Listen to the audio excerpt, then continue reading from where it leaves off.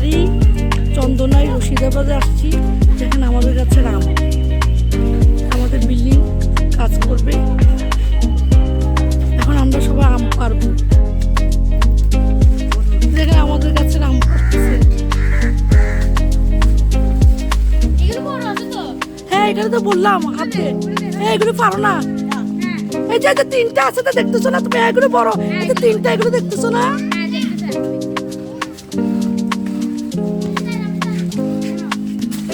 এই দেখেন আমাদের আম পারতেছে। দেখাও আম, দেখাও এই আম,